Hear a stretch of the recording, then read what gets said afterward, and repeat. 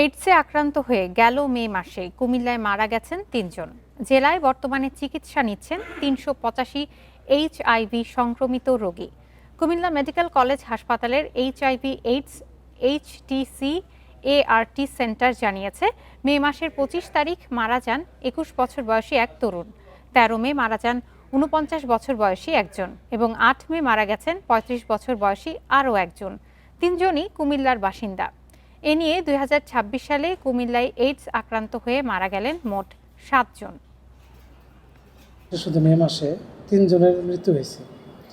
এর মধ্যে একজন lost of follow up case ছিল, সে দীর্ঘদিন এআরটির বাইরে ছিল, মেডিসিনের বাইরে ছিল, যার কারণে সে মারা গেছে আমরা জানতে পারছি। আর ২ জন পেশেন্ট আগের দিন ধরা পড়ছে, এইচআইভি ডায়াগনোসিস হয়েছে, পরের দিনই মারা গেছে। তার মানে তারা খুব দেরিতে